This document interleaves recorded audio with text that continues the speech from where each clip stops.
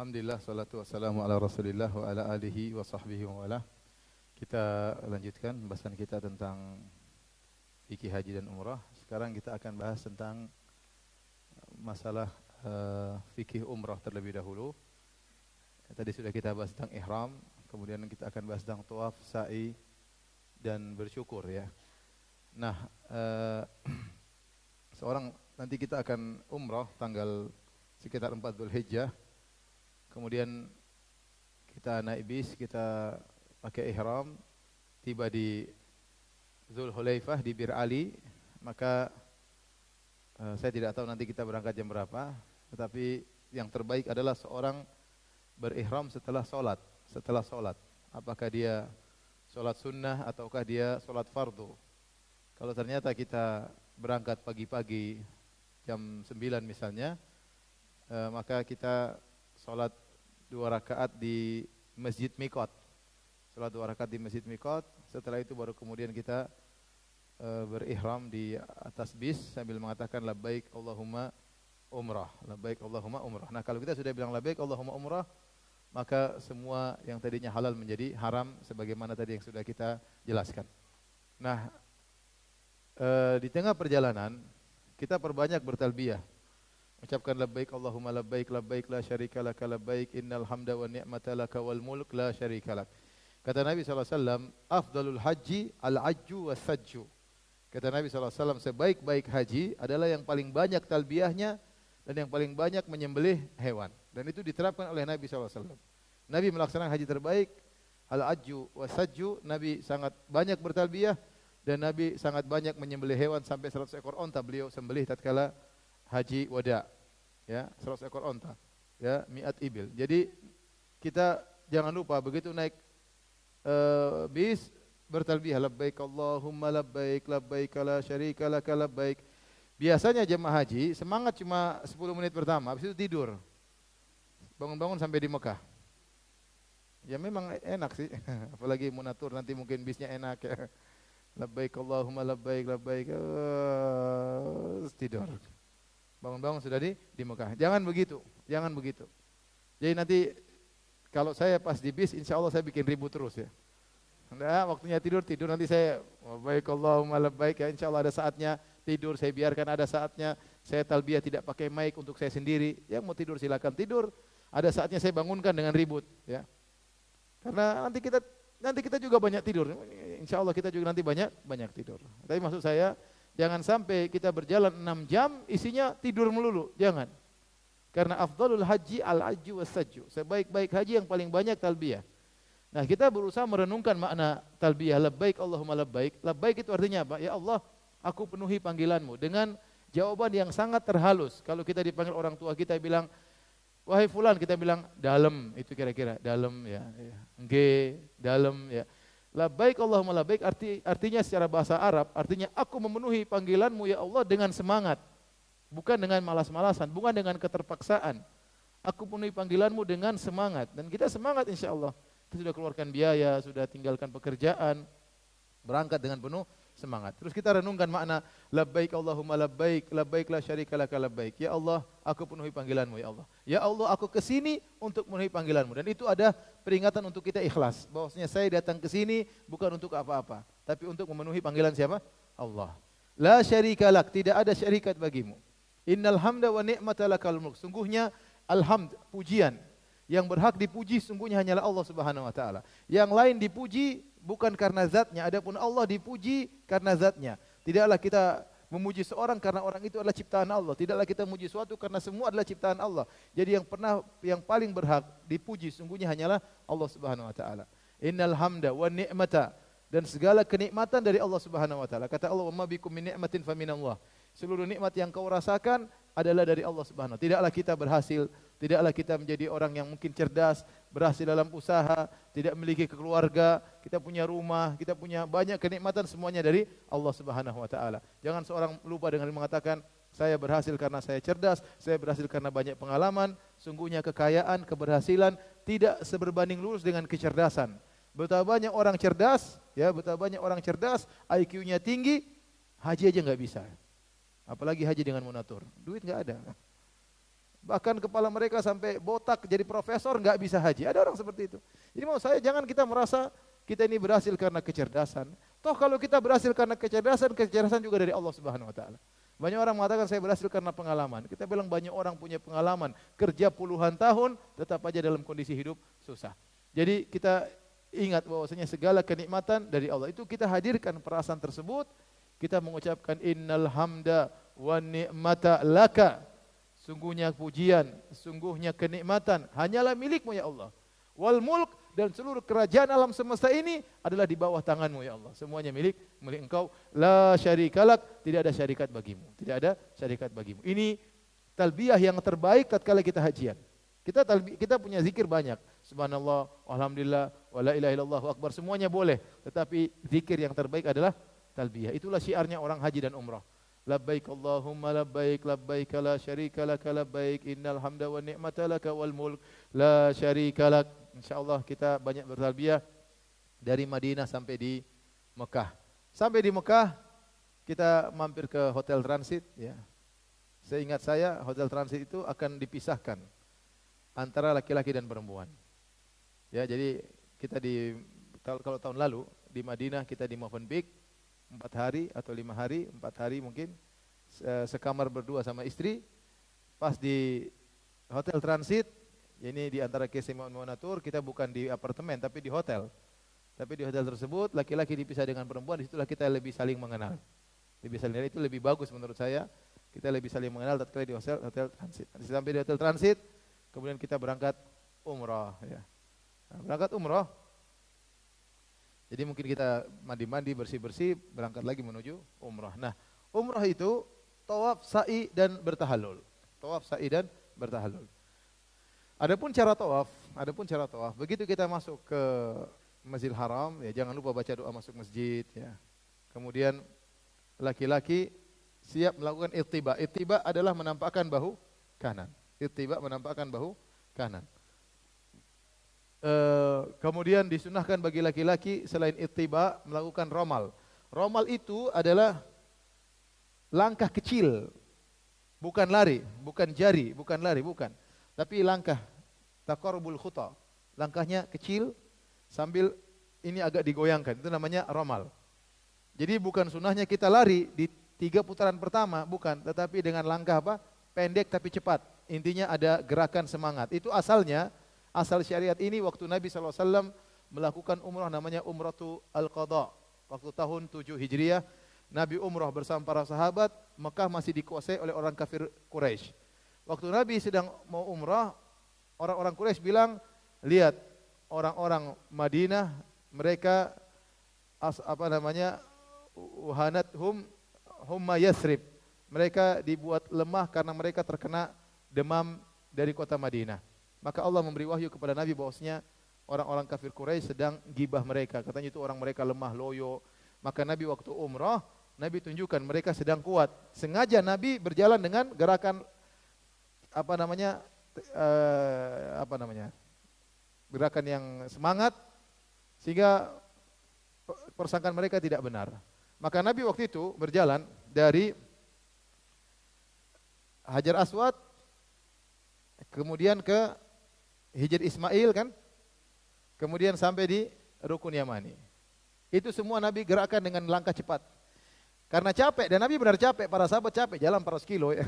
Kemudian baru sampai Mekah. Nah dari Rukun Yamani sampai Hajar Aswad, jalan santai, istirahat sebentar. Karena mereka duduk, jadi orang Mekah dulu, kafir Quraisy, mereka nongkrongnya di daerah sebelah sana. Saya ulang, ini misalnya ini Ka'bah, ini Hajar Aswad, ini Rukun Yamani, ini Hajar Aswad. Abu Jahal dan Abu Jahal ya, abu-abu lainnya duduk, mereka nongkrong di mana? Nongkrongnya di sini.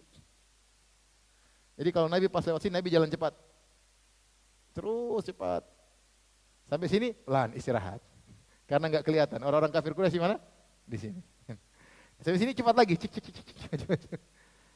sampai sini pelan lagi. Rasulullah SAW melakukan 3 kali. Namun setelah gara-gara masalah ini, gara-gara untuk mengenang hal ini, maka disunahkan kita melakukan ramal. Dan ittiba, ramal tetapi sekarang full. 3 putaran cepat-cepat full, semua dari ujung sampai ujung. 1, 2, 3. Itu sunnahnya demikian. Tetapi kenyataannya nanti pas kita sampai di sana, manusia sangat ramai. Sehingga nggak mungkin kita gini-gini, sudah nggak mungkin. Udah jalan biasa aja akhirnya, biasa. Mau cepat-cepat nggak bisa. Dan kalau kita sudah terjebak, nggak usah kita goyang-goyangin. Kesian orang sebelah. Orang nggak bisa, udah gini-gini aja goyang-goyang. Nggak bisa ya sudah. Jadi kita kemungkinan besar tidak bisa. Karena orang sangat padat. Sekarang kita bicara tentang bagaimana tawaf. Caranya tadi, ittiba, nampakkan bahu kanan sejak awal. Kemudian kita lewat di Hajar Aswad, kita mengatakan ya Allahu Akbar. Boleh bilang bismillah Allahu Akbar, boleh juga Allahu Akbar. Allahu Akbar saja. Allahu Akbar. Ya, ada sebagian riwayat imanan bika wa tasdiqan bi kitabik, tapi riwayatnya lemah, hadisnya dhaif. Yang ada cuma Allahu Akbar sambil menghadap ke Hajar Aswad. Bismillah Allahu Akbar. Sunahnya mencium, tapi kita enggak bakalan cium. Karena orang sangat apa? Ramai. Yang mau cium silakan cium, kita tinggalin ya. Mau cium lama, mau cium ngantri lama. Ini mau cium silakan, kita tinggalin. Karena enggak mau urusan, salah sendiri. Ya. Mau megang juga susah, berat. Yang bisa kita lakukan cuma kasih isyarat dari jauh. Allahu Akbar. Sudah. Maka kemudian kita jalan mutar dari Hajar Aswad sampai Rukun Yamani bebas ya. Ini Hajar Aswad, ini Rukun Syamiyain, ini Rukun Yamani. Kenapa disebut dengan Rukun Yamani? Yaman karena ini arahnya ke selatan menuju ke negeri Yaman. Ini kenapa disebut dengan Rukun Syam? Karena ini arahnya ke negeri Syam, ke arah utara. Ya. Kenapa disebut Rukun Yamani? Karena arahnya kemana? Ke arah negeri Yaman. Maka disebut dengan Rukun Al-Yamani, Rukun Hajar Aswad. Nah, kita dari Rukun Hajar Aswad sampai ke Rukun Yamani bebas doanya.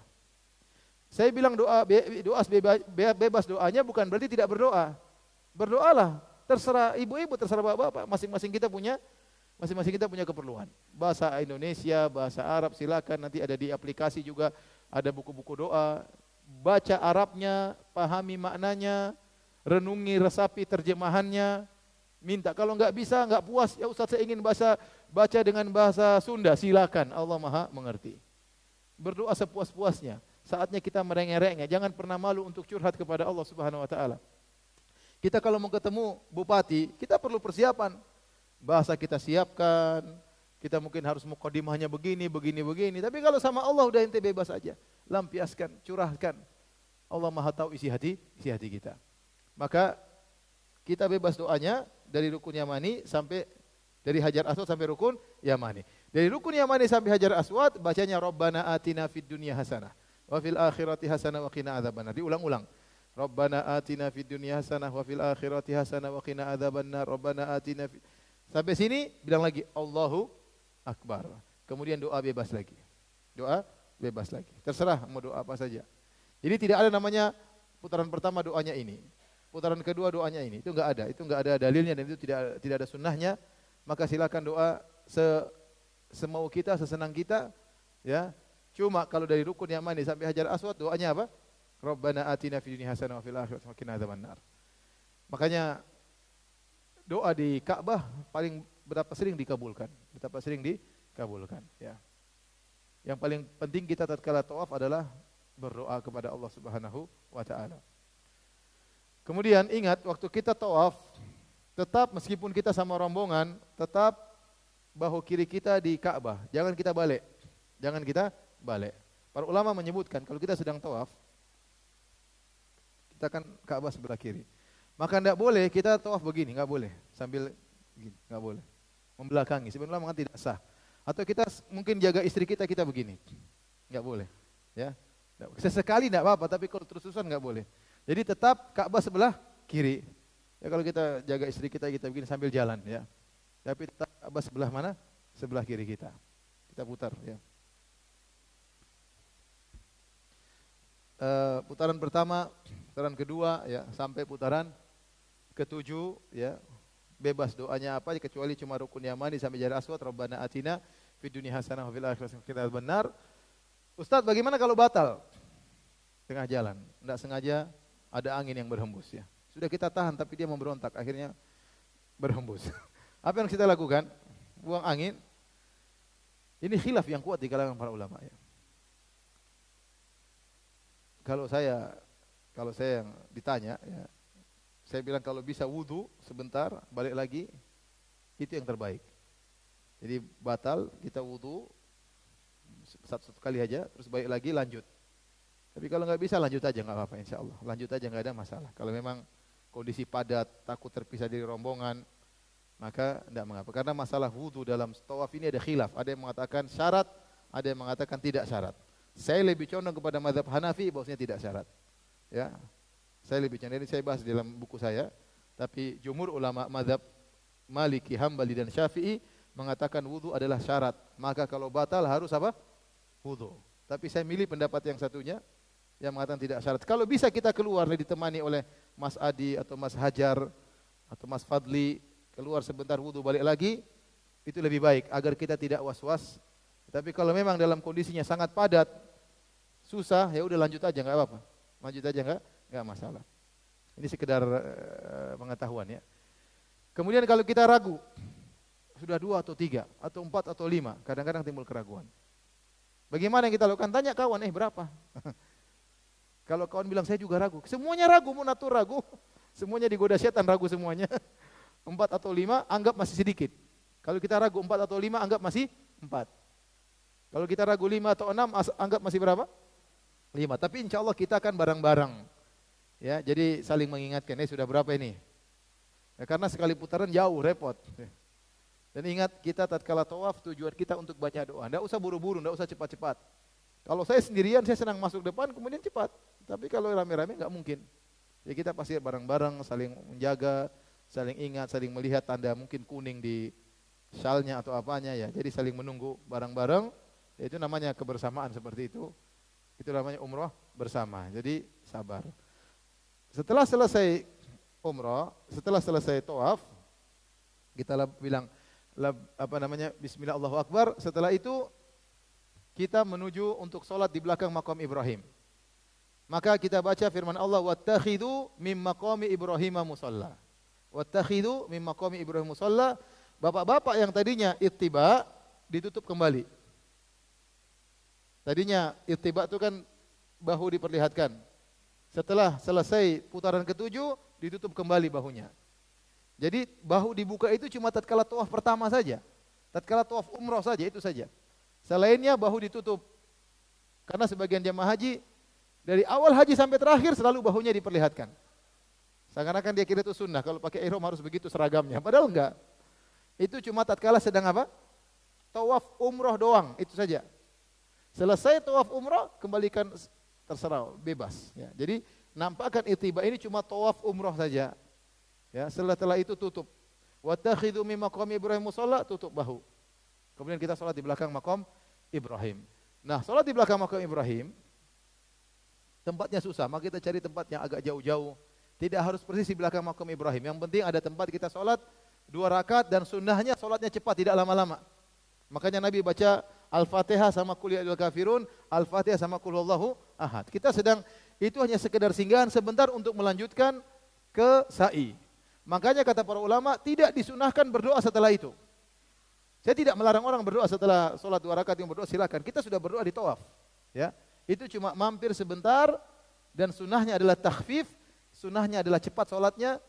Qul ya ayyuhal kafirun sama seperti sholat 2 rakaat sebelum subuh juga sunnahnya sholatnya apa? Cepat, tidak lama-lama. Kalau ada orang sholat qobliyah subuh, sholatnya 6 menit, salah dia. Sunnahnya jangan lama-lama. Ya ringan, Rasulullah SAW sholatnya ringan. Sama sholat 2 rakaat di belakang makam Ibrahim juga sunnahnya sholatnya ringan. Tidak lama-lama, kita hanya sekedar singgah sebentar, kemudian kita mau minum air zam-zam boleh, enggak juga boleh langsung menuju ke sa'i. Langsung menuju ke sa'i. Tidak disunahkan habis sholat berdoa, tidak disunahkan. Meskipun saya tidak melarang, karena banyak jemaah haji yang habis sholat mereka apa? Berdoa. Tapi kalau mau bicara sunnahnya Nabi tidak. Nabi sholat langsung Nabi apa? Lanjutkan.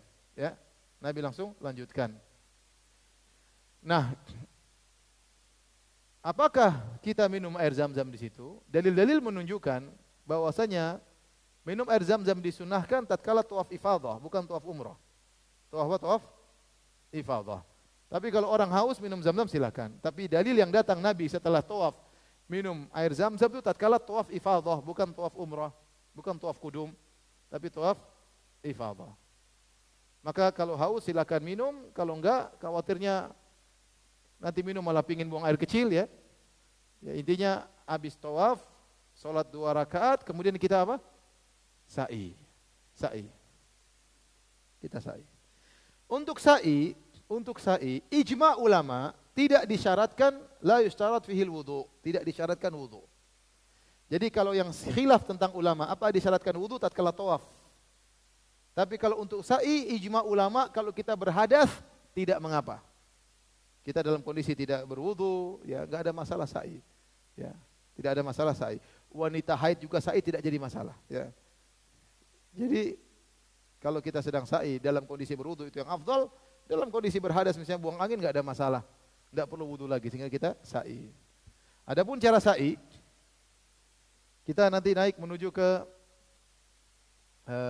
Sofa, Bukit Sofa. Ya. Saya lihat di depan cuma ada Ka'bah ya. Bukit Sofanya di mana, Diman? Enggak ada. Enggak, belum dibikin ya? Hah? Di musola? Oh gitu, musola naik. Baik, jadi kita naik ke Bukit Sofa. Begitu tiba di Bukit Sofa kita baca doa, Inna Sofa wal Marwata min sya'airillah. Abda'u bima bada'allahu bih. Itu aja. Inna Sofa wal Marwata min sya'airillah. Yang artinya sungguhnya Sofa dan Marwa dari syiar-syiar Allah.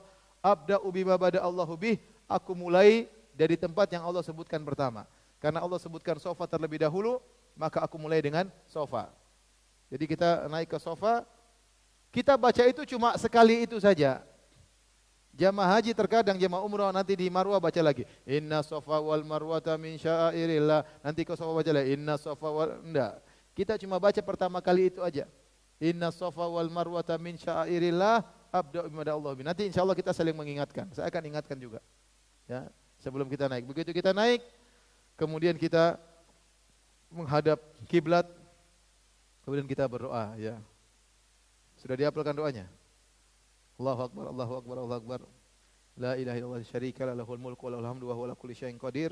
La ilaha illallah wahdah anjaza wa'dah wa nasara 'abdah wa hazamal ahzaba wahdah. Kita berdoa. Jadi pertama zikir dulu. Kita menghadap Ka'bah di atas Bukit Sofa, kita berzikir, kemudian kita berdoa. Doanya bebas terserah. Saya kasih kesempatan buat Bapak Ibu berdoa. Jangan buru-buru, berdoa santai aja. Karena ini tempat mustajab, dikabulkan doa. Selain tawaf kita sa'i juga berdoa. Setelah berdoa zikir lagi. La ilaha illallah wahdahu la syarikalah, lahul mulku wa lahul hamdu wa huwa ala kulli syai'in qadir. La ilaha illallah wahdah anjaza wa'dah wa nasara 'abdah wa hazamal ahzaba wahdah. Doa lagi. Bebas doanya. Setelah doa zikir lagi. La ilaha illallah wahdahu la syarikalah, lahul mulku wa lahul hamdu wa huwa ala kulli syai'in qadir. La ilaha illallah wahdah anjaza wa'dah wa nasara 'abdah wa hazamal ahzaba wahdah. Jadi tatkala kita di atas Bukit Sofa, kita zikir, doa, zikir, doa, zikir. 2 doa di antara 3 zikir. 2 doa di antara 3 zikir. Saya ulangi, di atas Bukit Sofa kita berzikir tadi, la ilaha illallah wahdahu la syarika lahul mulku wa lahul hamdu ala kulli syai'in qadir. La ilaha illallah wahdah anjaza wa'da wa nasara 'abdahu hazamal ahzaba wahdah. Doa. Setelah doa zikir lagi. Setelah zikir doa lagi. Setelah doa, zikir lagi. Jadi zikirnya berapa kali? 3. 1, 2, 3. Di selanya ada 2 doa. Setelah itu, kita turun menuju ke Bukit Marwah. Menuju ke Bukit Marwah. Antara Bukit Sofa dan Bukit Marwah, kita bebas. Silakan baca Quran boleh, bersalawat kepada Nabi boleh, kita berzikir boleh. Tetapi kita renungkan bagaimana dahulu Ibunda Siti Hajar, ya, betapa sulitnya dia tatkala mencari bantuan untuk Nabi Ismail alaihissalam yang masih kecil kemudian kehausan ya. Disitulah namanya kita ingat kisah tersebut agar kita bisa meresapi apa hikmah daripada sa'i. Nah kita bebas begitu melewati 2 al-alamain al-akhdarain, ada 2 lampu hijau, maka kita baca doa Rabbighfir warham wa tajawaz innaka anta al-azzul akram. Ini diriwayatkan dari sebagian sahabat. Mereka tatkala melewati tempat tersebut, mereka berdoa dengan doa tersebut. Ya. Rabbighfir warham wa tajawaz innaka anta al-azzul akram. Nanti ada doanya di situ. Kita ulang-ulang sampai melewati lampu hijau. Dan ingat, di antara lampu hijau kita disunahkan untuk lari bagi laki-laki. Untuk perempuan tidak, perempuan jalan biasa aja.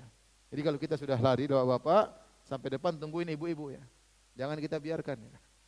Setelah ibu-ibu nyusul baru kita lanjutkan perjalanan. Bebas kita berzikir sampai di Bukit Marwa. Bukit Marwa enggak usah baca inna safa wal marwa, jangan dibaca lagi ya. Langsung naik di atas Bukit Marwa, sama kita menghadap kiblat. Kita tadi zikir, doa, zikir, doa, zikir. Sama. Tidak ada bedanya. Setelah itu turun lagi ke Sofa. Sofa ke Marwa dihitung 1, Marwa ke Sofa dihitung apa? 2. Jarak antara Sofa dan Marwa kira-kira berapa? 700 meter kalau nggak salah. Atau 400, saya kurang tahu. Berapa? 450, ya sekitar setengah kilo. Sekitar setengah kilo. Ya. Dari Marwa ke Sofa sama, bebas. Begitu lewat lampu hijau sama, kita baca doa aja lagi. Rabbighfir warham wa tajawaz innaka antal azul akram.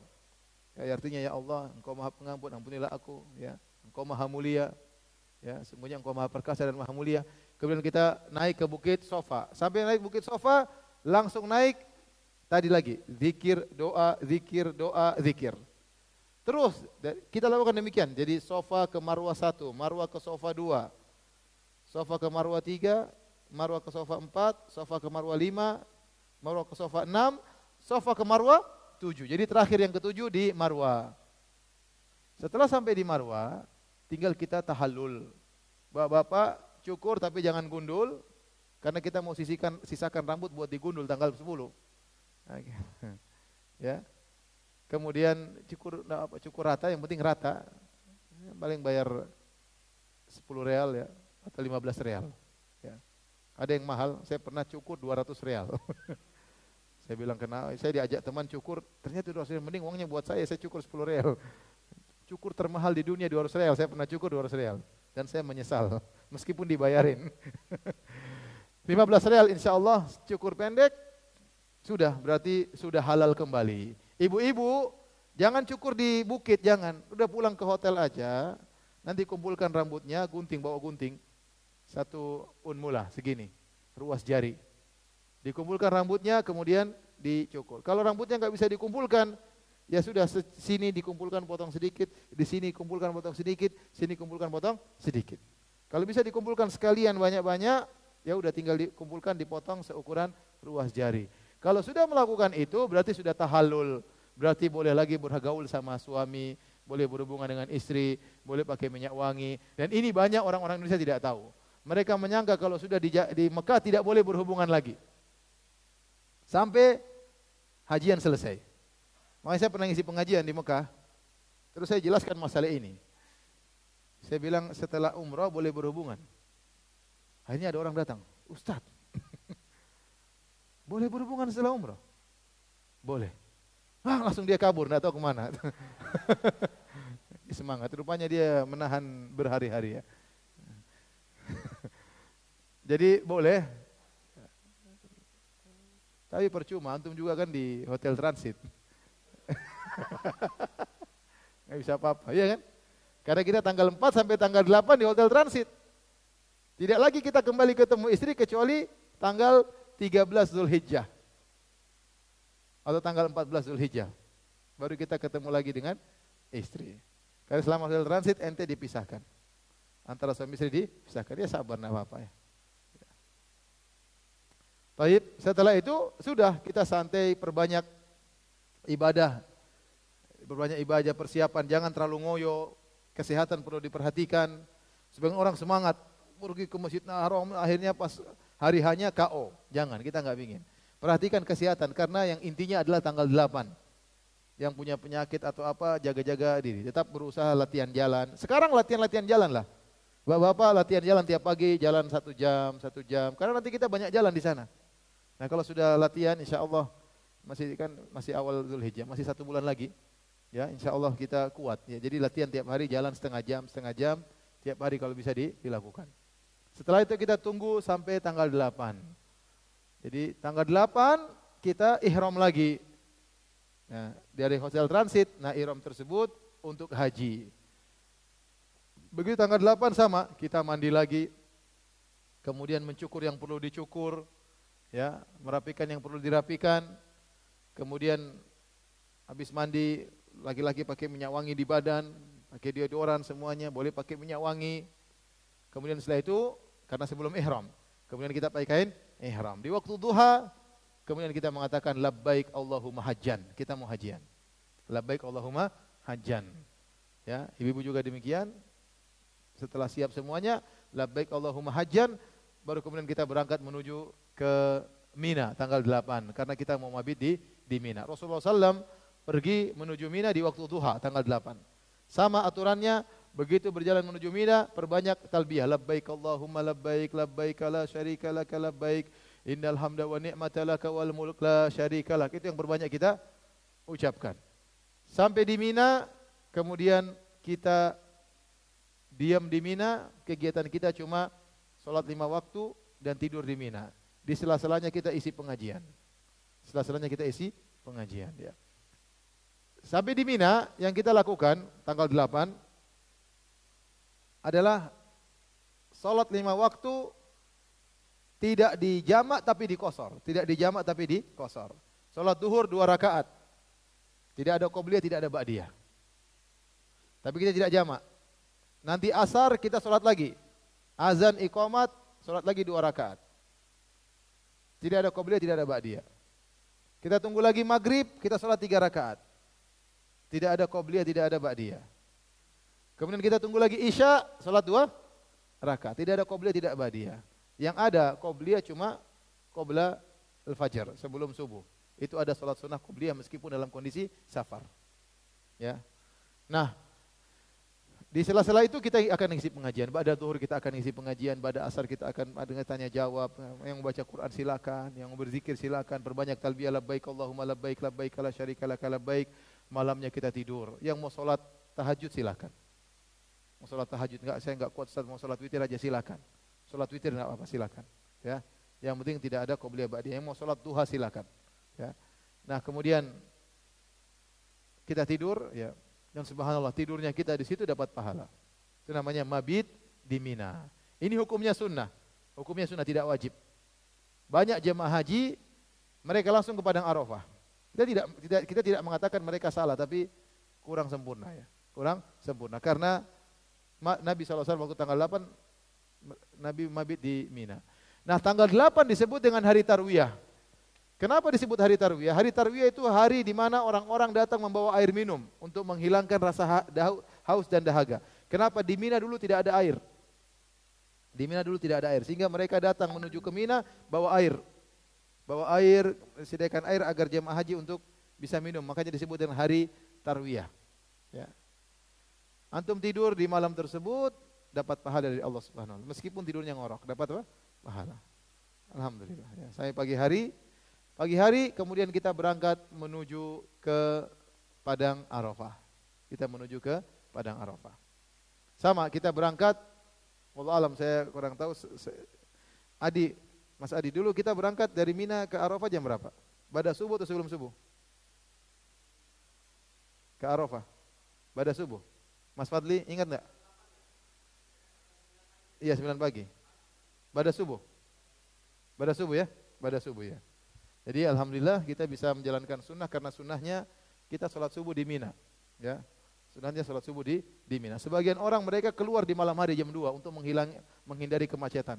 Tapi seingat saya kita sampai subuh, sholat subuh di Mina, baru kita naik bis menuju ke Padang Arafah. Nah, inti daripada haji adalah di Padang Arafah. Inti daripada haji adalah di Padang Arafah. Makanya Nabi SAW mengatakan al-hajju Arafah. Haji itu intinya di Padang Arafah. Maka ini yang perlu kita seriusin di Arafah. Karena itu waktunya kita meminta kepada Allah, waktunya kita berdoa. Itulah rukun yang paling rukun dalam haji adalah wukuf di Padang Arafah. Nah, kita berangkat di pagi hari, saya anjurkan begitu sampai di Padang Arafah istirahat. Kalau bisa istirahat. Karena startnya wukuf mulai dari duhur. Habis sholat duhur sampai maghrib. Sebagian jemaah haji pagi-pagi ngobrol sana sini, lihat kabar-kabar berita, keluar sana sini, lihat kondisi, foto sana foto sini, habis zuhur tidur ya. Tidur di Padang Arafah, bayangkan. Itu waktu setiap detik berharga. Kita pun sudah tidur pagi karena saking letihnya, siang pun terkadang kita ngantuk. Tapi kita saling bahu-membahu, bikin kopi, minum kopi, pokoknya berusaha untuk tidak tidur. Kalaupun tidur jangan lama-lama, tidur 1 jam maksimal. Ya, karena inilah kenapa kita keluarkan uang begitu banyak, kita korbankan untuk bisa berdoa di padang Arafah. Kata Nabi SAW, khairud du'ai du'a'u yaumi Arafah. Sebaik-baik doa yang dipanjatkan kepada Allah adalah hari di Arafah. Doa di waktu di padang Arafah. Maka jangan sampai ada 1 detik pun yang pergi sia-sia. Ya, maka saya anjurkan kalau sampai di padang Arafah, nanti kita saling mengingatkan, pagi-pagi istirahat, yang bisa tidur. Jam-jam 11 kita bangun, sudah siap-siap ke toilet, kemudian ini siap-siap, udah siap-siap, kemudian untuk sholat dan mendengarkan khutbah Arafah, ya, baru kemudian kita wukuf. Ya. Kalau sudah tiba waktu zuhur, maka kita sholat jamak qashar. Di Arafah kita sholatnya jamak qashar. Azan, kemudian qomat, sholat duhur. Kemudian qomat lagi, sholat asar 2 rakaat. Setelah itu dengar nasihat di padang Arafah, baru kemudian kita wukuf. Kita wukuf di padang Arafah, situlah nanti kita banyak berdoa. Ya, kita berdoa kepada Allah Subhanahu wa taala sampai maghrib. Nabi SAW waktu di padang Arafah, Nabi keluar dari kemah, Nabi naik ontanya, Al-Qaswa, Nabi naik ontanya. Kemudian Nabi waktu posisinya wukufnya Nabi di dekat dengan Jabal Rahmah. Nabi menghadap Jabal Rahmah sekaligus menghadap kiblat. Jadi Jabal Rahmah letaknya antara Nabi dan kiblat. Jadi Nabi menghadap Jabal Rahmah sekaligus menghadap kiblat. Tapi Nabi berkata, waqaftu hahuna wa Arafatu kullaha mauqif. Saya wukuf di sini dan seluruh tempat Arafah adalah tempat wukuf. Jadi tidak harus ke situ. Kata Nabi, semua tempat Arafah adalah tempat wukuf. Tidak ada keistimewaan naik di Jabal Rahmah, enggak ada keistimewaan. Nabi tidak naik di Jabal Rahmah dan para sahabat tidak ada naik di atas Jabal Rahmah. Nabi wukufnya di bawah. Kenapa? Karena sebagian orang saya lihat terlalu semangat pergi ke Jabal Rahmah. Sampai naik ke atas berdoa di sana, terkadang lempar foto di situ, terkadang tulis-tulisan di situ, ya. Ini keyakinan tidak ada. Jabal Rahmah sama dengan jabal-jabal yang lain, sama dengan gunung-gunung yang lainnya. Tidak ada keistimewaannya. Nabi cuma kebetulan wukuf di bawah situ dan Nabi mengatakan, saya wukuf di sini dan Arafah seluruhnya tempat wukuf. Maka kita wukuf cukup di tenda. Yang mau keluar boleh. Tapi Nabi SAW wukufnya dia naik onta di bawah terik matahari, Nabi berdoa. Sebutkan dalam riwayat Nabi berdoa seperti ini. Lama, sampai diangkat kedua tangannya. Sampai ontanya bergoyang, Nabi tetap pegang ontanya dan tangan kanannya tidak turun. Nabi tetap berdoa. Dari duhur sampai maghrib. Bayangkan. Nabi kuat berdoa. Padahal Nabi sudah diampuni dosa-dosa yang telah lalu dan akan datang. Sudah dijamin masuk surga. Pintu surga tidak akan terbuka kecuali yang ngetuk Nabi SAW. Makanya kita harus banyak berdoa. Orang yang paling berbahagia di hari tersebut, orang yang paling banyak berdoanya. Makanya antum minta kepada Allah, ya Allah mudahkan saya berdoa di padang Arafah. Karena kata Nabi, wa khairu doa yaum Arafah. Sebaik-baik doa di padang Arafah. Sampai Allah membanggakan jamaah haji kepada para malaikat. Kata Allah, unzuru ila ibadi haula'i ja'uni syu'than gubran ushidukum bi anni qad ghafartu lahum. Kata Allah, wahai para malaikatku, lihatlah hamba-hambaku, mereka datang dari jauh memenuhi undanganku dalam kondisi semerawut rambut mereka penuh dengan debu. Saksikanlah aku telah mengampuni dosa-dosa mereka. Saatnya kita benar-benar bermunajat kepada Allah. Saatnya kita berhusnudzon kepada Allah Subhanahu wa taala. Allah Maha Pengampun, Allah Maha Penyayang. Tidak akan menyia-nyiakan usahaku untuk datang ke tempat ini. Allah akan mengabulkan permintaanku. Pokoknya kita sepuas-puasnya minta kepada Allah Subhanahu wa taala. Dan jangan buang-buang waktu. Tidur, ngobrol, lihat berita, selfie-selfian, kirim kabar ke lagi di padang Arafah ini ya, nitip doa apa ya? Tidak usahlah, kita konsentrasi, kita banyak keperluan minta kepada Allah Subhanahu. Teman-teman kita yang nitip doa di Indonesia, tolong doain saya, kita doakan, jangan lupa. Kita doakan mereka, tidak merugikan kita. Kalau kita doakan saudara kita juga didoakan oleh malaikat. Walaka bimithal. Kita doakan saudara kita didoakan oleh malaikat. Jadi perbanyak doa pada hari tersebut, jangan terlalu banyak keluyuran. Bahkan dulu saya pernah hajian, ada yang bawa semprotan, ada yang ngantuk disiram. Supaya ngantuk. Bikinkan kopi, minum apa? Kopi. Biar nggak ngantuk, berdoa. Insyaallah nanti ya tugasnya Mas Fadli ya, nyiapin kopi. Jadi banyak doa sampai terbenam matahari. Dan memang subhanallah, tidak semua orang dimudahkan untuk banyak berdoa pada hari tersebut. Sebagian orang berdoa 5 menit, dia sudah bingung minta apa lagi. Ya Allah lunasi hutang-hutangku. Ya Allah, apa lagi? Ya Allah mudahkanlah, habis itu bingung minta apa lagi, bingung. Ya akhi, ente permintaannya banyak. Urusan di alam barzakh ente nggak tahu gimana, di padang mahsyar gimana. Jangan, dunia mungkin kita sudah dapat, yang akhirat kita belum punya. Sebagian kita mungkin sudah kaya raya, nggak perlu minta dunia lagi. Itu pun kita masih minta-minta sama Allah. Tapi masih banyak perkara akhirat yang kita, ya Allah selamatkanlah aku di padang mahsyar. Ya Allah mudahkanlah aku lewat sirat. Ya Allah ringankanlah hisabku. Nangis minta, ya Allah ampunilah dosa-dosaku. Ya Allah terlalu banyak dosa akibat pandanganku. Banyak dosa akibat lisanku. Kita minta kepada Allah. Jadi saya bilang orang paling bahagia adalah orang paling banyak berdoa pada hari tersebut. Makanya Nabi berdoa dari duhur sampai maghrib. Dan terus berdoa, terus berdoa, terus berdoa. Nanti kalau Munatur bilang sudah siap naik bis, naik bis. Kalau belum matahari terbenam di bis, doa terus, jangan berhenti. Kita nggak tahu doa mana yang benar-benar dikabulkan oleh Allah, kita nggak tahu. Ya, nangis minta kepada Allah Subhanahu wa taala. Dan itulah inti daripada ibadah haji. Setelah padang Arafah, kita lanjutkan ke Muzdalifah. Nah, ini yang paling keren dari Munatur adalah mabit di Muzdalifah. Ya. Nanti insya Allah cari, kemudian naik bis, kemudian cari tempat gelar tikar ya. Sudah, kemudian kita tidur di hotel berbintang 1.000.000 bintang ya. Ditemani oleh banyak orang, 1 jutaan orang di sekeliling kita. Kemudian ada bis-bis, kadang-kadang ada asap kendaraan. Pokoknya sabarlah ya, sabar ya, sabar. Ya. Tapi nanti insya Allah ada tim yang menyediakan Indomie, Mas Fadli ya. Indomie 24 jam terbuka, silakan ya. Tinggal kode, Mas Fadli, udah nanti antar Indomie. Santai aja. Ya. Nanti waktunya tidur ya. Saya bilang kawan saya ada yang persiapan ini, persiapan bawa ini, bawa ini. Begitu sampai sana langsung ngorok. Kayaknya nggak bisa tidur, saya ini nggak bisa tidur, Ustaz, susah tidur. Coba dulu. Sampai sana semua orang tidur, saya yang susah tidur. Pada orang tidur semua, Masya Allah. Ya, alhamdulillah, ya, dimudahkan. Nanti kita tidur di sana. Sunahnya di Muzdalifah, begitu sampai di Muzdalifah jangan dulu cari batu. Sampai Muzdalifah kita berusaha wudu karena kita ingin sholat maghrib dan isya jamak qashar. Jamak qashar. Nabi demikian. Sampai di sana Nabi selalu langsung sholat maghrib isya jamak qashar. Setelah sholat baru kita siap-siap tidur. Mau cari kerikil boleh. Kerikil tidak harus di Muzdalifah, tapi yang lebih baik di Muzdalifah karena di Mina susah kerikil. Nabi ngambil kerikil bukan di Muzdalifah. Nabi ngambil kerikil tatkala di Mina akan melempar, baru Nabi SAW menyuruh Ibnu Abbas untuk mengambilkan kerikil. Jadi tidak harus ngambil kerikil di mana? Muzdalifah. Di mana saja boleh. Tapi yang paling banyak kerikil di mana? Muzdalifah. Jadi ngambil. Sebenarnya bagusnya tim Munatur yang cari ikan, tapi kurang seru. Antum cari sendirilah ya. Cari sendiri. Dapat cari sana, cari sini, gale-gale. Itu serunya di situ ya. Udah cari dapat kerikil, sudah. Kalau sampai dapat kerikil enggak usah dimandiin, enggak usah dijampi-jampiin, enggak usah. Udah masukin aja. Siap dilempar. Sudah tidur, sunahnya tidur. Ingat malam itu sunahnya tidur. Disebutkan Nabi sampai di situ Nabi tidur. Kenapa kita tidur? Karena besok masih banyak pekerjaan, harus istirahat. Sampai para ulama khilaf, apakah Nabi sholat witir atau tidak? Itu pun khilaf. Sampai ulama, karena Jabir bin Abdullah radhiyallahu anhu tatkala meriwayatkan dalam hadis Muslim, dalam Sahih Muslim disebutkan Nabi tidur sampai subuh. Nah, dia tidak menyebutkan Nabi sholat malam di malam tersebut. Sehingga ada khilaf, apakah ada sholat malam atau tidak, Nabi sholat witir atau tidak. Sebenarnya mengatakan Nabi tidak sholat witir, sebenarnya mengatakan Nabi tidak mungkin meninggalkan sholat witir. Intinya, sunahnya adalah apa? Tidur. Kalau antum tidak bisa tidur, silakan untuk sholat malam, gak apa-apa. Tapi jangan sengaja untuk sholat malam, jangan.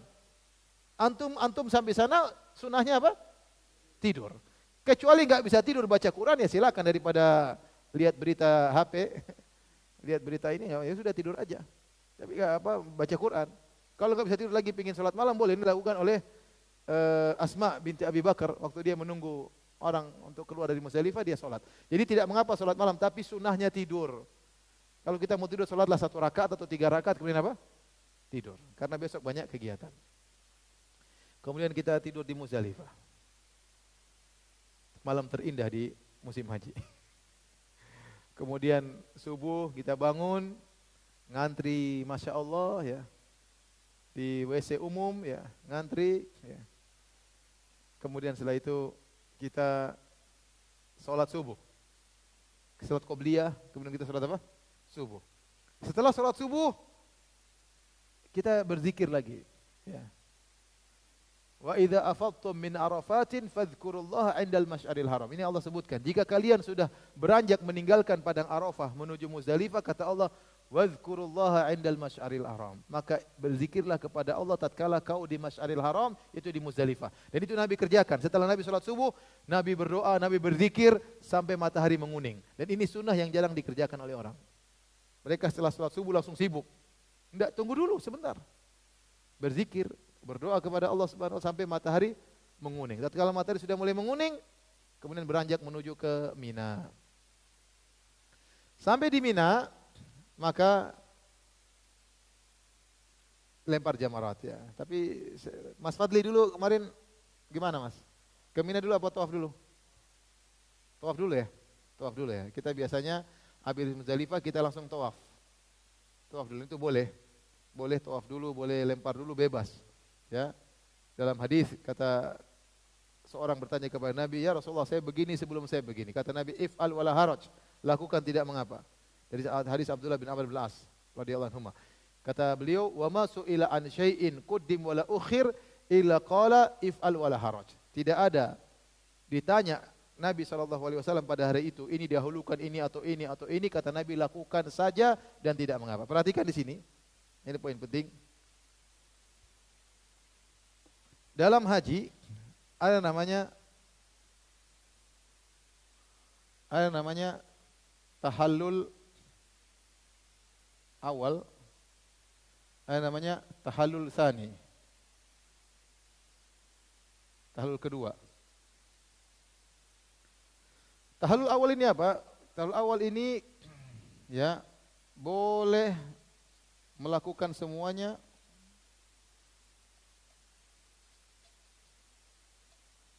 kecuali bercumbu.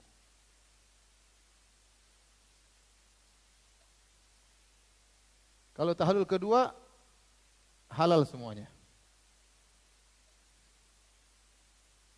Termasuk berhubungan atau bercumbu. Termasuk berhubungan dengan istri. Dengan istri. Nah, kapan seorang meraih tahallul awal, kapan seorang meraih tahallul tsani? Kita tanggal 10 Dzulhijjah, siang hari setelah Muzdalifah, ada 4 kegiatan yang kita lakukan, tapi yang kita fokus cuma 3. 4 kegiatan tersebut adalah melempar, menyembelih, ya, menggundul dan tawaf. 4. Melempar, menyembelih, menggundul dan apa? Tawaf. Ini 4 perkara. Nah, masalah menyembelih tidak usah kita pikirkan karena kita sudah wakilkan. Jadi fokuslah kepada 3 perkara. Tanggal 10, kegiatan tanggal 10. Tanggal 10 itu hari Idul Adha, ada 3, yaitu apa? Menggundul atau mencukur bagi perempuan, ini 1. Yang kedua apa? Melempar jumrah Aqabah. Melempar jumrah Aqabah. Yang ketiga, tawaf dan sa'i. Tawaf dan apa? Sa'i, ya. Perhatikan di sini, ini menggundul, melempar, tawaf dan sa'i, ini boleh dikerjakan tidak tertib, tidak berurutan, enggak apa-apa. Ini dulu, terserah. Kata Nabi, kata Abdullah bin Amr bin As, "Fama su'ila an syai'in quddim wala ukhir illa qala if'al wala haraj." Fama su'ila an syai'in yauma idzin quddim wala ukhir illa qala if'al wala haraj. Nabi tidak ditanya apapun pada hari tersebut tanggal 10. Dimajukan, dan dimundurkan, kata Nabi lakukan saja tidak mengapa. Jadi boleh seorang melempar dulu, baru tawaf, baru menggundul. Boleh menggundul dulu, baru tawaf, baru melempar. Terserah. Terserah. Kita munatur biasanya tawaf dulu, sa'i, baru melempar, baru menggundul. Biasanya begitu. Nah, perhatikan 3 perkara ini, barang siapa yang melakukan 2 di antaranya, dia tahallul awal. Man fa'ala itsnain minha faqad tahallal tahallul awal, wa man fa'ala tsalatsa kullaha faqad tahallal tahallul tsani. Barang siapa yang melakukan 2 di antara 3 ini, maka dia telah tahallul awal. Barang siapa melakukan 3-tiganya, maka dia tahallul kedua. Contoh, seorang baru tawaf dan sa'i kemudian menggundul. Tahallul awal, tahallul tsani. Dia tawaf dan sa'i dan menggundul. Tahul tsani? Tahul awal. Boleh berhubungan istri? Belum. Baru boleh pakai baju, boleh pakai minyak wangi, boleh pakai songkok, enggak apa-apa. Tapi belum boleh berhubungan dengan istri. Kenapa? Baru tahallul apa? Awal. Kalau dia sudah melempar akobah, berarti sudah tiga-tiganya. Baru boleh berhubungan dengan istri. Paham? Ya sudah begitu, gampang kan? Kalau yang Nabi lakukan, Nabi lempar dulu. Baru Nabi menggundul. Baru Nabi tawaf dan sa'i. Gitu. Tapi kalau kita tawaf sa'i dulu, melempar, baru apa menggundul. Boleh kita tawaf sa'i, kita gundul di situ, di Masjidil Haram, sudah boleh pakai baju biasa. Sudah boleh. Nanti ngelempar pakai baju biasa. Paham? Baik, itulah tahul awal, tahul tsani. Itu dikerjakan pada tanggal 10 Zulhijjah. Nah, kalau sudah kadang-kadang kita habis tawaf sa'i, kemudian kita melempar. Habis melempar kita menggundul. Di sekitar daerah lemparan itu ada tukang cukur. Ada tukang cukur yang resmi, kalau nggak salah 30 realan. Ya. Itu ngantrinya luar biasa. Ada tukang cukur tidak resmi, 10 real, 15 real. Ya. Cuma resiko yang tidak resmi ini. Resikonya di tengah jalan bisa jadi datang polisi dan dia berhenti, dia kabur. Dan itu pernah saya alami, bukan saya. Jadi saya sama teman saya, kita mau cukur yang mahal. Kita mau bayar tapi ngantrinya luar biasa orang, Masya Allah. Terus ada yang murah, 15 real udahlah. Ya udah. Ayo Pak, kata teman saya, Ustadz dulu ya, udah saya dulu. Saya udah selesai, terus gantian teman saya Pak. Baru cukur separuh ada polisi. Akhirnya tukang cukurnya kabur. Teman saya separuh masih belum. Akhirnya pulang dilanjutkan di kemah. Jadi yang penting cukur gundul maka sudah selesai, kita sudah tahallul awal. Sebagai tahallul tsani. Terkadang orang banyak jamaah haji yang reguler, mereka lempar jamrah, mereka gundul. Sudah boleh pakai baju, tapi mereka tawaf sa'inya ditunda nanti kalau sudah balik ke Mekah. Mungkin tanggal 15 Zulhijjah atau tanggal berapa terserah mereka. Dan itu tidak mengapa. Tapi dia belum tahallul tsani, belum boleh menggauli istrinya kecuali tiga-tiganya telah dilakukan. Baik. Kita lanjutkan biar selesai ya. Setelah kita tanggal 10 kita melakukan tiga-tiganya, berarti kita mabit di Mina. Malam 11, malam 12, malam 13. Ingat tanggal 10 yang dilempar cuma Jamratul Aqobah. Jamratul Aqobah itu kan jamrat ada 3. 1, 2, 3. Yang ketiga, yang terakhir. Tanggal 10 yang dilempar cuma yang ketiga. Tanggal 11, 12, 13, tiga-tiganya dilempar. Jadi tanggal 10 cuma siapin kerikil 7 untuk ngelempar yang ujung. Tapi dan itu begitu sampai langsung lempar. Adapun tanggal 11, 12, 13, maka itu dilempar tiga-tiganya. Tanggal 11, 1, 2, 3, tanggal 12, 1, 2, 3, tanggal 13, 1, 2, 3. Setiap lempar 7, 7, 7, 7. Kapan mulai lempar? Waktu melempar startnya sejak azan zuhur. Sejak azan zuhur. Sebelum azan zuhur tidak boleh. Kapan boleh melempar? Sejak azan zuhur sampai sebelum azan subuh. Itu waktu ngelempar panjang. Yang terbaik di siang hari, kalau tidak bisa malam hari enggak apa-apa. Tapi start mulainya dari ba'da apa? Azan zuhur. Adapun cara melempar, kita akan pergi entah jam 2 siang, jam 3 siang, tergantung yang diizinkan oleh kemah, oleh maktab. Keluar bareng-bareng, kemudian kita lempar yang jumrah sugro yang pertama dulu. Allahu Akbar, Allahu Akbar. Satu-satu lemparnya ya. Enggak boleh langsung Allahu Akbar 7, enggak boleh. Terus batunya enggak boleh besar, yang secukupnya, kecil. Semacam ukuran apa ya? Kelereng mungkin kurang kecil dikit ya. Ya, jangan terlalu besar ya. Kemudian harus lempar dengan kerikil, tidak boleh pakai sendal. Ada yang marah-marah lempar pakai sendal, kurang ajar. Setannya dilemparin. Gara-gara kamu setan, saya ceraikan istri saya. Dia marah-marah ya. Sampai ada yang buat lawakan, katanya dulu ada koruptor Indonesia. Dia lempar batu, kerikil, tahu-tahu batunya kembali. Ada tulisannya, sesama setan tidak boleh saling melempar. Jadi lempar batu kecil aja lempar. Allahu Akbar. Jadi harus dilempar, enggak boleh ditaruh. Harus dilempar. Allahu Akbar. Dan intinya melempar bukan kena batunya, tapi yang penting masuk di sumur. Intinya yang penting masuk di sumur, tidak harus kena batunya. Yang penting kerikilnya masuk di lubang tersebut. Jadi Allahu Akbar 1, Allahu Akbar 2, Allah sampai 7. Setelah lemparan pertama kita minggir menghadap jam di mana di Mekah, berdoa menghadap kiblat. Itulah di antara doa dikabulkan.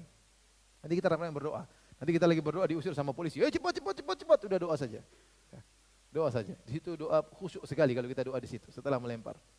Ya, ini yang sunnah ditinggalkan oleh jemaah haji. Mereka biasanya lempar pertama, lanjut lagi lempar kedua, lanjut lagi lempar ketiga, habis lempar ketiga mereka berdoa. Itu salah. Harusnya justru setelah ketiga tidak ada doa. Kata lam yakif, Nabi tidak berhenti di situ, Nabi langsung pergi. Jadi doanya itu setelah lempar pertama, kita maju lagi yang kedua, baca Allahu Akbar sampai 7 kali, kita minggir lagi doa lagi. Doa lagi. Setelah itu kita maju lagi Allahu Akbar 7 kali, enggak ada doa, selesai. Tanggal 11 sudah selesai. Kita pulang ke tenda, tidur lagi. Mabit di Mina. Tidur di situ. Insya Allah kita bikin kajian, kita ngobrol, kita bertalbiyah, kita diskusi. Kita isi waktu. Sebagian travel, mereka cuma duduk-duduk 2 jam, kemudian mereka tidur di hotel. Kita ya itu masing-masing ya. Tapi kita berusaha mengikuti sunnah Nabi SAW. Jadi sejak awal kita sudah memang niat, saya ingin haji terbaik, belum tentu saya bisa haji kedua kali. Umur saya sudah tua, uang saya belum tentu cukup, saya ingin haji saya semaksimal mungkin. Maka kita harus sudah siapkan diri kita. Jadi kita memang mau tidur di situ. Mau tidur apa pun terjadi. Mudah-mudahan Allah mudahkan. Jadi sampai kita sana, tidur lagi. Besoknya siang lagi kita ngelempar lagi, tanggal 12. Nah, bagi yang mengambil nafar awal, dia tanggal 12 habis lempar dia boleh pergi. Nafar awal boleh, nafar tsani, kita mengambil nafar tsani. Kenapa kita mengambil nafar tsani? Karena Nabi SAW waktu hajian nafar tsani. Waktu hajian nafar tsani. Maka kita berusaha mengikuti hajinya Nabi SAW. Yang ambil nafar awal boleh. Boleh, kata Allah Subhanahu wa taala, "Faman ta'ajjala fi yaumaini fala itsma alaihi wa man ta'akhkhara fala itsma alaihi liman ittaqa." Barang siapa mengambil nafar awal tidak mengapa, tidak ada dosa baginya. Barang siapa mengambil nafar tsani tidak ada dosa baginya bagi yang bertakwa. Kemudian setelah kita lempar tanggal 12 kita tidur lagi. Mabit lagi. Kemudian tanggal 13 lempar lagi. Setelah kita lempar, kita pulang masuk ke hotel Darut Tauhid Intercontinental di Mekah. Kita mungkin 5 hari di situ. Ya. Tatkala kita mau pulang kita tawaf wada. Tidak perlu pakai sa'i. Cuma tawaf wada 7 putaran, pakai baju biasa, tawaf wada, baru kemudian kita sholat sunnah 2 rakaat. Di antara 5 hari tadi yang pengen tawaf sunnah silakan. Tawaf sunnah kapan saja terserah, mau subuh, ba'da subuh, sebelum subuh, ba'da duhur, kapan saja silakan tawaf sunnah, dan setiap tawaf sunnah ada sholat 2 rakaat. Tapi sebelum pulang kita harus melaksanakan tawaf wada. Nanti insya Allah kita jelaskan tatkala di sana. Setelah tawaf wada sudah sah Bapak Ibu jadi Pak Haji dan Bu Haji. Ya. Tinggal pulang ke tanah air. Kira-kira demikian ya ritual haji secara singkat. Tentunya masing-masing punya penjelasan, bisa dibaca di buku atau di aplikasi. Nanti silakan bertanya kalau saya sampai di sana. Yang bertanya saya persilakan, masih ada 10 menit. Allah ta'ala alam bisawab. Baik. Wah, sudah banyak yang tunjuk tangan nih. 1, 2, depan. Oke, silakan Bu, tolong sebutkan namanya. Ustaz, Ana Linda dari Bintaro. Ustaz, Ana mau tanya, jadi tanggal 11, 12, 13 itu setiap hari melempar jamarot 3 gitu ya? 3. Tiap 777 ya. Besok lagi 777, besok lagi 777. Yang sakit, yang sudah tua boleh mewakilkan, boleh. Assalamualaikum warahmatullahi wabarakatuh. Waalaikumsalam warahmatullahi wabarakatuh. Ada beberapa pertanyaan Ustadz mengenai tahallul bercukur untuk umroh dan yang hajinya. Yang kalau di buku kan setelah umroh kita memotong pendek, setelah haji gundul ya. Iya. Kalau yang setelah umroh hanya memotong, bukan cukur ya, memotong ini. Tidak masalah. Boleh apa? Jadi kita tatkala mencukur rambut ada beberapa pendapat. Mazhab Syafi'i berpendapat kalau kita tatkala umroh kita hanya cukur 3 helai sudah sah. Ini mazhab Syafi'i. Mazhab Hanafi tidak, harus 1/4 rubuk ras, harus 1/4 kepala. Jadi tidak cukup 3 sah, tidak menurut mazhab Hanafi 3 helai tidak sah. Mazhab Hambali harus seluruhnya. Daripada kita khilaf-khilaf, kita saja cukur rata semuanya. Ya, daripada nanti ada yang bilang tidak sah, kalau kita cukur semua rata tidak ada yang bilang tidak sah. Tapi kalau kita cuma cukur sedikit masih ada yang bilang tidak sah. Meskipun menurut madhab Syafi'i sah, menurut madhab Hanafi, madhab Hambali, madhab Maliki tidak sah. Oleh karena lebih hati-hati kita cukur dari segala sisi. Tidak harus 1 senti semuanya, enggak. Yang penting semuanya kena. Seperti bapak ini kan rambutnya agak panjang ya sudah. Ya pikir tukang cukur 30 real, 50 real udah. Dia akan ratakan semuanya. Yang penting semuanya kena. Itu lebih afdal. Baik, pertanyaan kedua, pada saat wukuf di Arafah karena waktunya panjang, mungkin doanya banyak banget dan mungkin nggak banyak doa yang kita hafal. Sebagian boleh nggak doanya sambil baca buku? Iya, kita doa sambil baca buku enggak apa-apa. Kita siap. Yang penting kita renungkan isi doa tersebut. Kita doa bebas dengan bahasa kita, setelah kita mungkin capek berdoa dengan kita doa baca doa-doanya Nabi banyak. Jadi aplikasi juga ada, itu doa-doa ada artinya. Kita baca sambil kita renungkan karena doa-doa Nabi itu doa yang jami', doa yang maknanya sangat dalam. Ya. Doa yang orang kan sering bilang, saya ingin minta amalan dari Pak Kiai. Ini amalan dari Nabi, lebih hebat daripada amalan siapa? Pak Kiai. Makanya orang banyak meninggalkan doa Nabi malah cari doa Pak Kiai. Lebih bagus doa mana? Nabi atau Pak Kiai? Doa Nabi. Ada yang bertanya? Mungkin sedikit koreksi aja karena Ustaz tadi menyebutkan jamak takhir waktu di wukuf. Kalau di buku kan jamak takdim ya. Wukuf jamak takdim. Iya. Yang jamak takhir di apa namanya? Enggak, tadi Ustaz bilangnya jamak Oh ya, takhir. salah ngomong. Terima kasih. Warahmatullahi wabarakatuh. Salam. Saya Dimas dari BSD. Mau bertanya Ustadz mengenai melafazkan niat yang biasanya kan kita tidak melafazkan niat dalam ibadah. Apakah dalam haji dan umroh ini ada kekhususan ya Ustadz? Mohon penjelasan. Ada apa? Ada kekhususan melafazkan niat. Melafalkan. Melafazkan niat. Sebenarnya itu bukan melafalkan niat, sebenarnya syiar karena kita tidak mengatakan nawaitu, bukan. Aku berniat, tapi kita mengatakan labbaik Allahumma hajjan. Ya Allah, aku memenuhi panggilanmu haji. Niat tetap di hati. Itu syiar kata para ulama. Syiar kita tunjukkan kepada Allah karena kita sedang labbaik Allahumma labbaik, labbaik Allahumma hajjan, labbaik Allahumma umrah. Ada lagi yang bertanya? Ya, silakan. Assalamualaikum Ustaz, dengan Anak dari Jakarta. Saya mau nanyakan tadi untuk sholat fardu yang di Mina maupun yang di Arafah yang di jamak qashar itu sendiri-sendiri atau jamaah? Yang di Mina tidak ada jamak qashar, yang ada cuma qashar tanpa jamak. Qashar tanpa jamak, 4 jadi 2 ya, tetapi tidak ada jamaknya. Kita sholat duhur pada waktunya 2 rakaat, sholat asar pada waktunya 2 rakaat, sholat maghrib 3 rakaat pada waktunya, sholat isya 2 rakaat pada waktunya. Tidak ada yang jamak, yang ada cuma qashar. Kecuali di Arafah kita jamak takdim. Berjamaah atau sendiri-sendiri? Berjamaah. Kedua pertanyaannya mungkin ini buat Munatur, kalau untuk yang tawaf sunnah itu sendiri-sendiri atau mungkin dikoordinasi sama Munatur? Saya kurang tahu. Mas Adi? Nanti setelah sampai ke Mekah dari selesai. Kalau saya dulu pernah ngajak tawaf sunnah bareng-bareng. Enaknya begitu memang. Iya, tapi enggak, enaknya sendiri-sendiri. Oh gitu. Saya lebih nggak usah ngurusin orang, sendiri-sendiri lebih enak. Tapi saya akan bikin jadwal, kita sholat tawaf bareng-bareng sekali. Tetapi kebanyakan orang lebih senang sendiri-sendiri. Kenapa dia lebih bebas sama istrinya, berdoa lebih puas. Tapi saya akan bikin jadwal seperti tahun lalu, kita tawaf bareng-bareng. Saya bilang hari sekian kita tawaf bareng-bareng.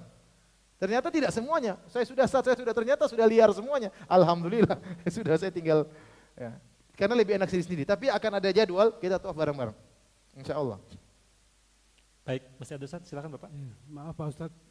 Assalamualaikum warahmatullahi wabarakatuh. Waalaikumsalam warahmatullahi wabarakatuh. Masih kaitannya dengan cukur-mencukur untuk menghindari potong rambut yang separuh tadi Pak Ustaz. Kalau misalkan kita membawa mesin potong sendiri. Enggak apa-apa, enggak ada masalah. Jadi kalau ada memang yang pandai cukur di kemah ya udah cukur bareng-bareng ganti-gantian, sabar, enggak apa-apa. Teman-teman begitu. Tapi insya Allah karena kita tawaf dulu, cukurnya mudah. Kita kan nanti dari Muzdalifah, kita kan tawaf dulu. Tawaf sa'i, nah di sekitar Mekah situ, di sekitar Masjidil Haram banyak tukang cukur. Insya Allah tidak ada risiko cukur separuh. Terus nanti juga kalau kita pulang ke hotel transit, di sekitarnya juga ada tempat cukur, ada salon, ya, barbershop ada. Jadi insya Allah nggak usah khawatir Pak ya, insya Allah nggak dikejar polisi. Ada lagi Pak? Kemudian yang kedua masalah berdoa. Apakah ada ini untuk tangan ini?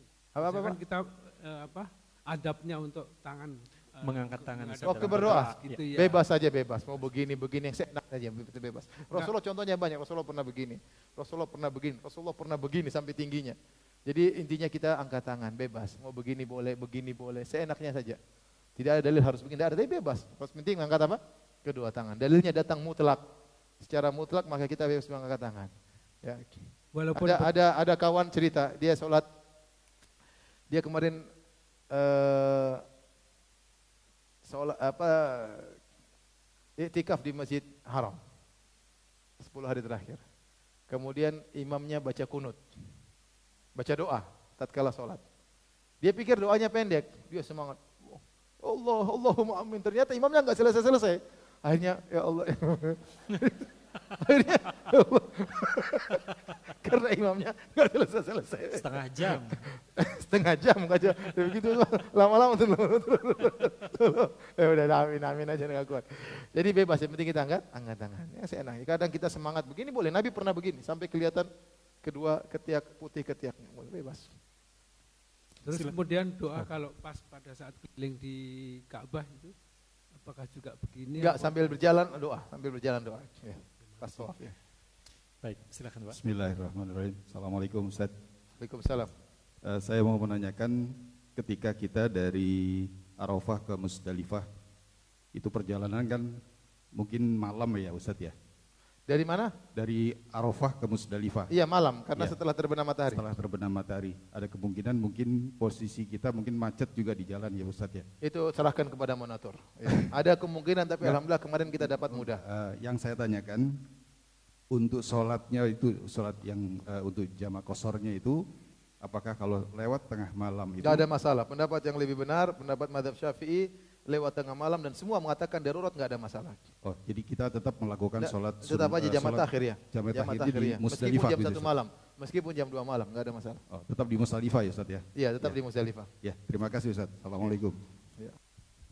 Terima kasih atas Ya. waktunya.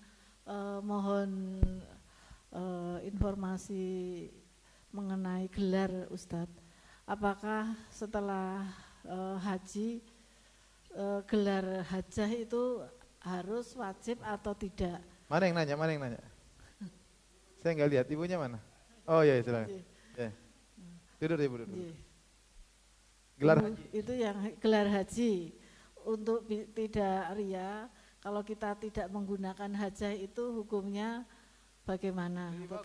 Jadi bagus kita nggak usah pakai gelar haji. Dulu nggak ada Haji Muhammad, Haji Abu Bakar, takutnya ria. Haji Umar. Tetapi kalau orang panggil kita haji nggak ada masalah. Sama, tidak ada juga Ustadz Muhammad, Ustadz Abu Bakar, nggak ada. Orang panggil saya Ustadz, ya terserah saja. Yang penting saya jangan ria itunya. Ya, tapi jangan kita hajah, nggak usah.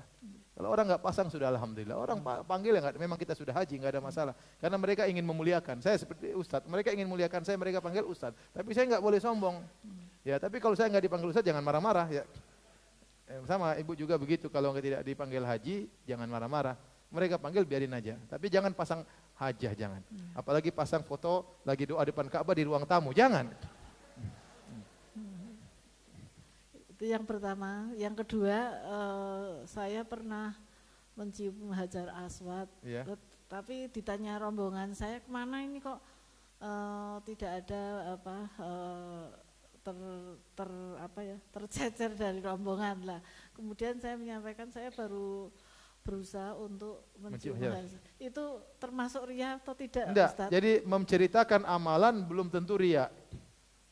Tidak semua orang ceritakan amalan dia ria, tapi saya bilang itu pintu mudah membuka apa? Ria.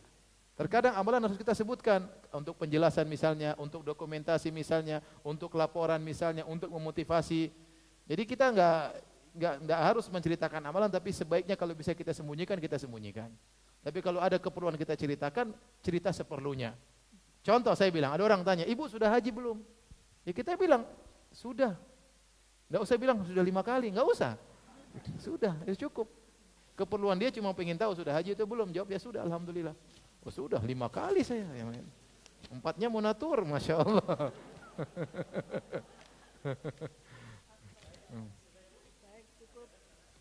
Bismillah, Assalamualaikum warahmatullahi wabarakatuh.